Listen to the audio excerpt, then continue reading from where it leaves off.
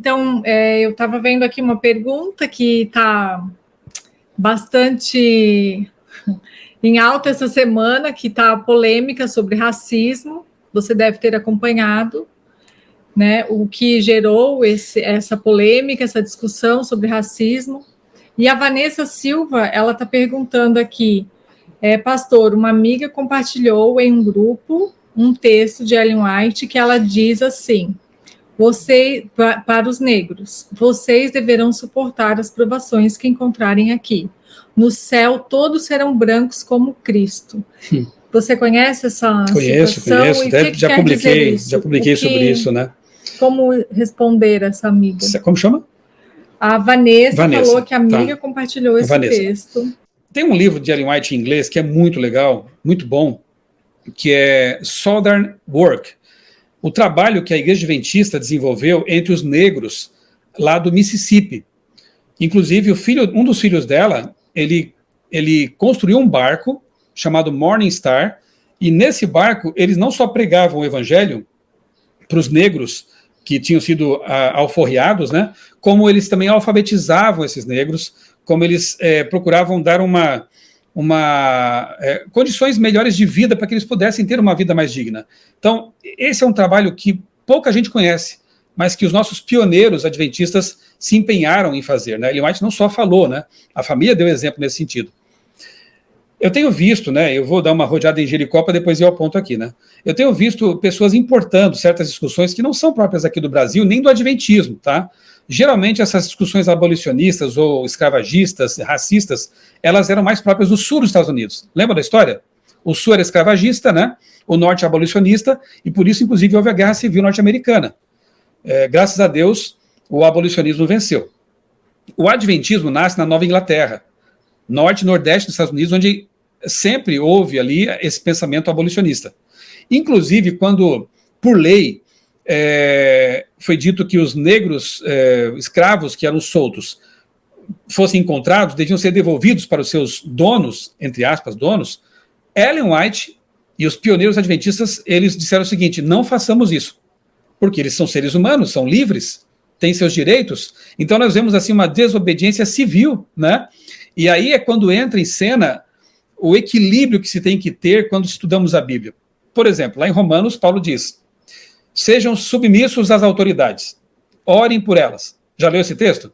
Aí tem gente que pega esse texto isolado e pode dizer assim: então vamos ter que ser submissos ao Hitler, a um ditador, a alguém que manda o povo abortar indiscriminadamente, alguém que manda praticar o que é errado, né, não preservar a vida, e enfim, o que você quiser imaginar que vá contra a Bíblia.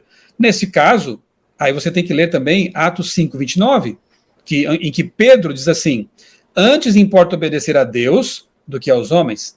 Percebeu? Vou pegar o exemplo da lei de Deus. Honra teu pai e tua mãe. Perfeito, é um mandamento. Mas se o teu pai mandar você matar alguém, tem outro mandamento que diz: não matarás. E aí? Primeiro obedecer a Deus, percebeu?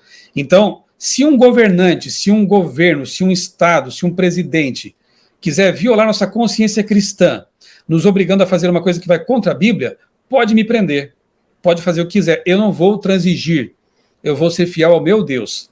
E chegará um momento na história que isso vai acontecer de forma mais intensa, a gente já sabe disso, né? Então, voltemos ao ponto ali. Ellen White pregou desobediência civil, nesse caso, porque envolvia transigir com um pecado hediondo, que é o racismo. Inclusive, ela diz, não sei se você tem o livro, deixa eu mostrar aqui, Enciclopédia Ellen White, olha, um livraço esse aqui, da CPB. Material muito bom, mais de 1000 páginas.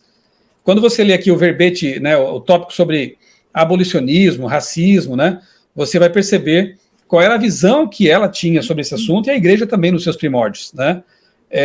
Ela diz que o racismo envolveria, inclusive, remoção de membros da igreja. Se isso se manifestasse entre ali os irmãos da igreja, a pessoa que fosse racista deveria ser removida da igreja, porque é tida como um pecado tipo adultério, um pecado hediondo, né? E por que é assim? Porque nós, os criacionistas bíblicos, não temos motivo algum para ser racistas. Por quê? Porque para nós viemos todos de um casal ancestral, Adão e Eva. E se nós somos todos filhos de Adão e Eva, somos o que então? Irmãos. Irmãos. Eu costumo dizer assim que, inclusive biologicamente, eu tenho sustentação para isso. Não existem raças humanas, raça negra, raça branca, raça asiática. Existe uma raça só, a raça humana. O restante é etnia, é diversificação limitada, um pouquinho mais de melanina, um pouquinho menos de melanina, só isso. Lamentavelmente, o racismo ele se instala na humanidade e é baseado unicamente nessas características pessoais, né? Uma coisa triste demais. Então, nós criacionistas não temos motivo nenhum, temos que combater esse mal, mas pelos motivos certos. Infelizmente, às vezes, por falta de a igreja cristã ter uma atitude um pouco mais séria, como os pioneiros tiveram, adventistas, é que teologias estranhas vêm e ocupam esse espaço, esse vácuo deixado. A teologia negra é um exemplo. E a teologia negra, um dos expoentes dela, inclusive, é o James Cone, que nesta semana foi mencionado pelo Kleber Araújo, né? Araújo? Eu acho que é isso, né? O Kleber lá, o cantor, né? Deu uma polêmica aí, o alvo mais que a neve, né?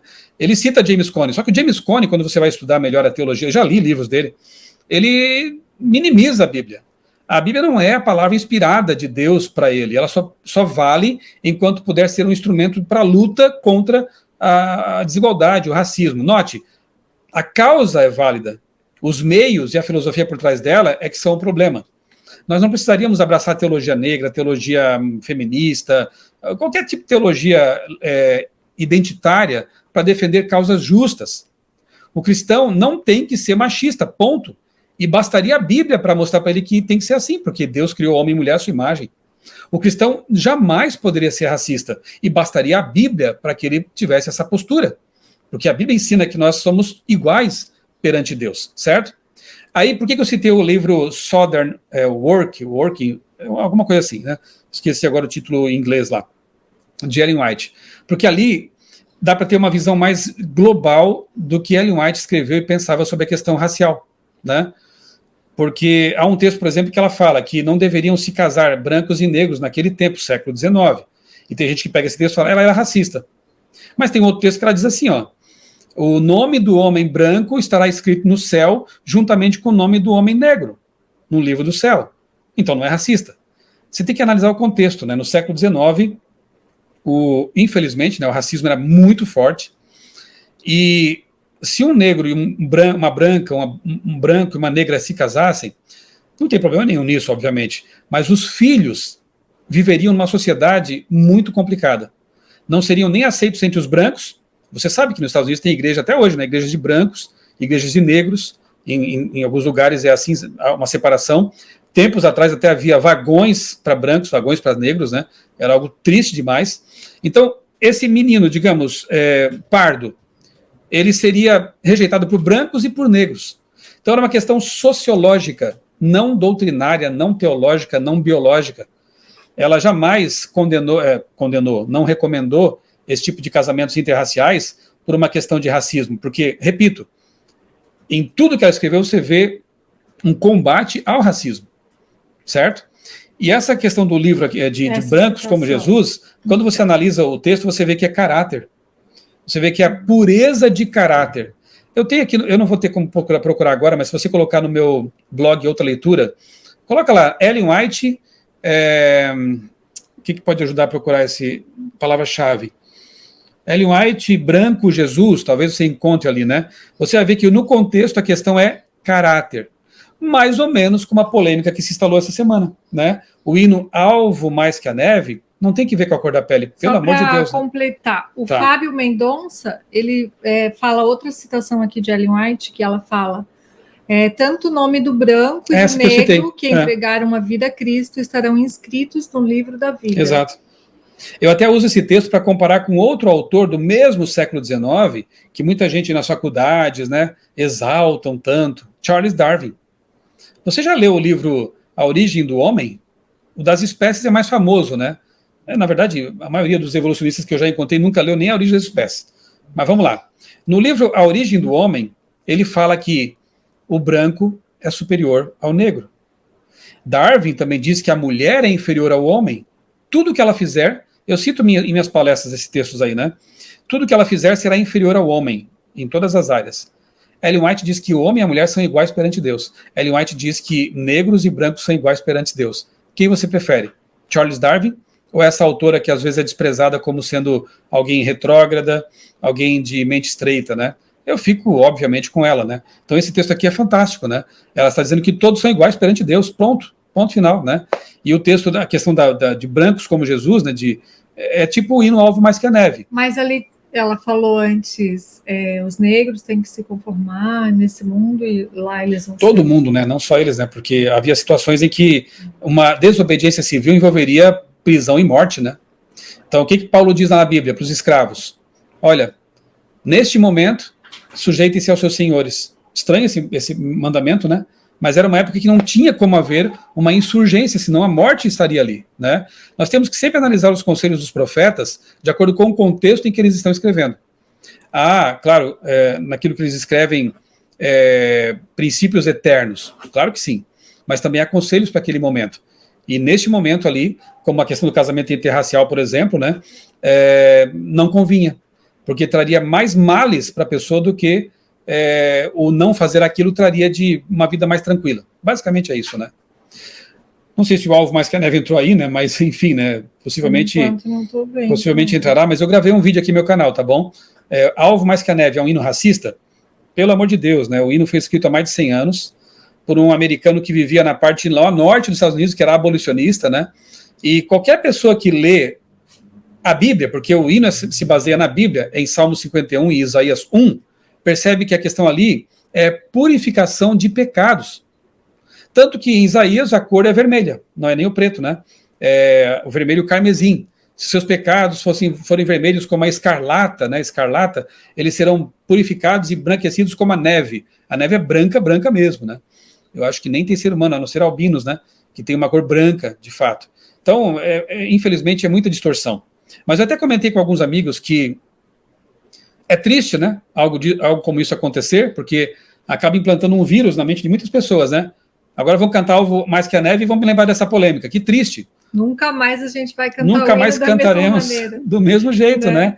Porque ficou essa coisa na mente das pessoas. Que pena, porque é um hino clássico nas igrejas cristãs, né? A Igreja Assembleia de Deus, toda a Santa Ceia canta esse hino. Nós temos no nosso cenário adventista esse hino, Alvo Mais Que a Neve. Uma pena, né? Tirar do seu contexto, anacronicamente, né, o assunto, e aplicar para outro contexto. Eu falei, até que foi bom, entre aspas, né? Porque mostrou uma coisa que nós vínhamos apontando já faz tempo, que é o tal do progressismo cristão liberal, que não dão mais importância para a Bíblia, não levam a sério a Bíblia. E aqui eu volto ao ponto, né, que o inimigo, ele é muito esperto, e ele trabalha em várias frentes. Depois, na frente, lá adiante, ele vai unificar todas essas frentes, tá? Vai haver uma grande união. Então, relacionado a isso, vou pegar carona aqui, tá? Porque o Leonardo Oliveira, ele comentou ainda sobre o nacionalismo cristão, sobre esse livro, e fala assim, que o autor fala que tem que punir os hereges, que é inacreditável isso. Porque, então, quem não estiver de acordo com o cristianismo segundo a maneira que eles veem, com a cosmovisão deles, o que é cristianismo, serão considerados hereges e terão que ser punidos. E aqui também a temática bíblica, o perfil temática bíblica pergunta, Pastor Michelson, pelo cenário que vemos se desenhando aqui, você acha que estamos próximos de ser impedidos de falar as verdades bíblicas nas redes sociais com a desculpa do politicamente correto? Mas eu quero que una as duas coisas, assim, porque hoje o progressismo está dominando e nós vamos ser perseguidos por falar as verdades bíblicas, porque vai ser politicamente incorreto. E também lá de acordo com o nacionalismo cristão, se o nacionalismo cristão voltar a ter domínio, nós também vamos ser considerados hereges. Então, Michelson, não tem jeito, a gente vai ser perseguido de qualquer jeito. Não é novidade, né? Não é novidade, né? Sereis odiados de todos, disse Jesus, não é? Sereis odiados de todos, mas tem de bom ânimo. Eu venci o mundo. A Débora usou uma palavra aqui que, como é que é? Dominação, não? Domínio. Domínio, né? Justamente, dominionismo é o nome, né? São palavras novas aí, neologismo, né? Teologia do domínio, é isso. É usar a política para conquistar espaços. A gente assistiu uma série, né, no Netflix, tem pouca coisa que presta lá, mas de vez em quando a gente acha alguma coisa. The Family, lembra?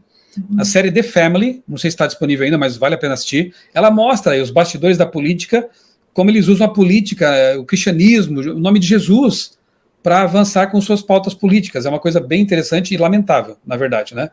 E vai se intensificar. Então, realmente, não tem para onde correr, a não ser para os braços de Deus, né? Então, concluindo essa questão, assim... A questão do alvo lá, acho que eu nem fechei, né?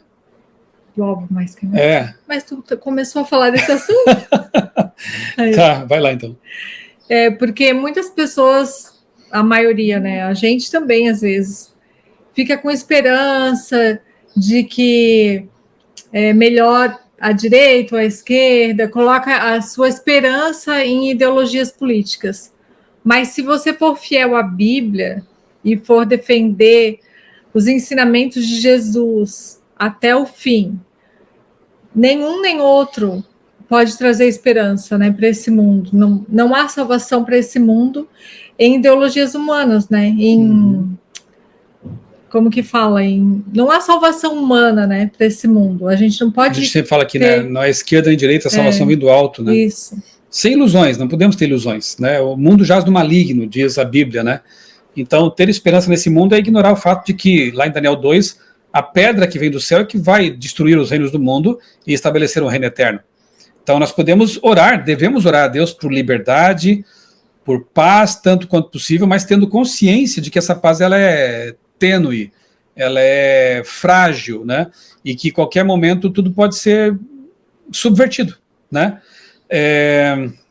Nelson Alvarado, o livro Apocalipse 13, tem aqui na minha estante, de Marvin Moore, fala muito sobre isso, exatamente, né? Tem um capítulo lá que ele fala sobre a questão do nacionalismo cristão, né? O cristianismo de direita. Mas o Ícaro Vasconcelos diz: o progressismo não está em ascensão. O nacionalismo cristão, sim, está em grande crescimento. A gente conversava no almoço sobre isso, né, Ícaro? Que às vezes, por viver numa bolha, e é natural, todo mundo vive em bolhas, né? A gente se cerca de pessoas semelhantes, que pensam mais ou menos parecido. E nem sempre é fácil furar essa bolha e perceber as coisas um pouco mais longe, né? Eu vejo diferente, Ícaro. Eu vejo que os dois estão crescendo. Assista ao vídeo que eu gravei faz alguns anos já em meu canal, que tem como título A Esquerda é o Arco, a Direita é a Flecha. Eu vou retomar o que eu estava falando há pouco. Obrigado, Ícaro, porque eu lembrei agora. O diabo está trabalhando nas duas ou mais frentes. E, no fim, ele vai unificar todas elas. Eu creio que o decreto dominical é um desses fatores de unificação, se não o maior. Mas, por enquanto, parece que elas estão em oposição, né? Uma marionete sendo usada aqui, a outra aqui, e brigando as duas. E né? um sendo colocado contra o outro, né? Alimentando o ódio entre os dois. Se eu fosse trabalhar agora aqui a origem desse negócio de polarização, ia longe, mas isso é diabólico, gente, é diabólico. É colocar um contra os outros, né? Isso se intensifica com a questão do marxismo, sim, porque é luta de classes, mas é anterior a isso, inclusive, né? Se você estudar a história do romanismo, né? Enfim, isso vai longe, mas não é de Deus, né? Essas polarizações, né? De colocar brancos contra negros, ricos contra os pobres, esquerda contra a direita, né? Então eu vejo que o nacionalismo cristão cresce na quase igual proporção em que o progressismo cristão, não estou falando político, tá? Agora aqui é progressismo cristão, também cresce. E por que não dizer o político também? Mas como? Politicamente falando, com governador? Não, ideologicamente falando, né? Eu tenho recomendado aqui para o pessoal, e estou fazendo uma série, inclusive, sobre esse livro aqui, ó, O Outro Evangelho. Uma resposta ao cristianismo progressista, da editora Fiel. A autora, que é uma evangélica norte-americana, normal, comum, nasceu na igreja, cresceu, tocava em banda cristã, ela acaba perdendo a fé ao ter contato com um pastor progressista, que dizia que Adão e Eva não existiram, que o dilúvio é uma lenda hebraica, que a ressurreição de Jesus não é tão importante assim. Percebeu? Já ouviu essas ideias por aí? Então, esse progressismo que lança dúvidas sobre a Bíblia, ele tem se alastrado, sim, no meio evangélico.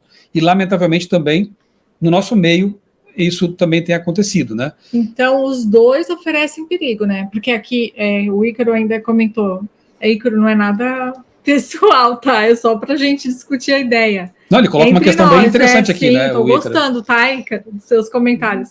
Mas ele fala que, no final aqui da fala dele, o real perigo é o nacionalismo cristão.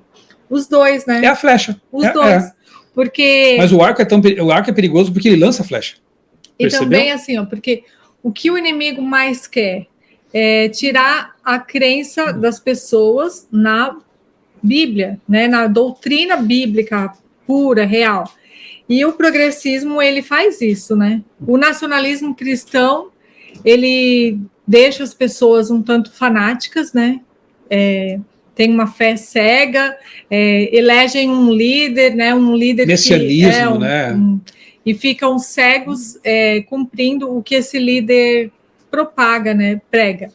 Mas o progressismo também, porque é perigoso, porque ele tira a fé na Bíblia e relativiza todas as verdades que são importantes para que a gente seja fiel até o fim. O fundamento do cristianismo. Porque se nós relativizarmos, né, a Bíblia, como o progressismo tem feito, você vai dar a sua vida por algo que não é tão importante assim, que pode ser relativizado, né, como vai ser no final dos tempos. Então, faz com que as pessoas descreiam da Bíblia, das palavras de Jesus. E quer saber o que está acontecendo? Um fenômeno assim bem preocupante. Muitos cristãos sinceros, desapontados com essas barbaridades que o cristianismo progressista tem pregado, né, que não aceitam ideologia de gênero, não aceitam o abortismo, não aceitam a relativização e minimização da inspiração da Bíblia, não concordam com isso. Eles estão buscando uma alternativa. E, às vezes, encontram essa alternativa num catolicismo tradicional, por exemplo, pregado aí por Olavo de Carvalho e outros ideólogos, né, que apontavam para esse catolicismo, né, anterior ao Concílio Vaticano II, que promoveu uma reforma e atualização, digamos assim, no catolicismo. Eu conheço bem isso porque eu vivi no meio católico, né, antes de me converter ao adventismo. Então, eles querem um retorno para essa religião mais tradicional. Mas o que ensina esse catolicismo tradicional? Não que o moderno também não ensine, né? Que somente a igreja, o magistério da igreja que pode interpretar a Bíblia. Ensinam que a tradição está acima da Bíblia. Ensinam que a igreja está acima da Bíblia. Ensinam dogmas que não são bíblicos. Então, embora seja tradicional nos seus ritos, é liberal na teologia, percebeu? E o que ensina o progressismo? Quase a mesma coisa, né? Embora sejam ideias avançadas, liberais, mas também é uma teologia liberal, por quê? Porque parte do pressuposto de que não é a Bíblia o mais importante, é a minha experiência. É uma visão bem pós-moderna, né? A minha ótica, a minha experiência, isso é que é mais importante, a minha luta, a minha causa. A Bíblia serve na medida que, como eu já falei, né, ela possa ser usada como instrumento de luta, só. Mas se ela aponta meu pecado pessoal, ou se ela condena certa classe de pessoas, ou todo mundo, enfim, né, isso pode ser relativizado. Então, tanto faz para o diabo, percebeu? Nós precisamos voltar a um estudo consistente da Bíblia, e da Bíblia só, para entender a vontade de Deus e alinhar a nossa vida com aquilo que está revelado, e não o contrário. Adaptar a revelação bíblica às minhas vontades, preferências e ideologias. Nós vivemos num cenário muito complicado, em que as palavras de Paulo se cumprem, né? Que ele diz assim, que chegará o tempo que não suportarão a sã doutrina, mas darão ouvidos a mestres segundo suas próprias preferências, né? Ou então serão levados por ventos de doutrina como meninos inconstantes. Tudo isso que Paulo viu naquele tempo a gente tem visto hoje. Pessoas sem base bíblica, pessoas que não estudam consistentemente a palavra de Deus e estão se deixando levar por ideologias, se apaixonando por elas. Eu tenho um livro aqui também na minha estante muito bom, que é o Ilusões Políticas. Eu vou lembrando e vou citando aqui, depois você anota aí. Ilusões Políticas, do David Koyzis. E ele fala que quando a pessoa abraça uma ideologia com muito fanatismo, ela torna essa ideologia um ídolo e abandona Deus. Eu tenho visto isso do lado da direita quanto da esquerda. Nós temos que correr desses extremos e buscar uma visão realmente bíblica, né? Senão o perigo está ali.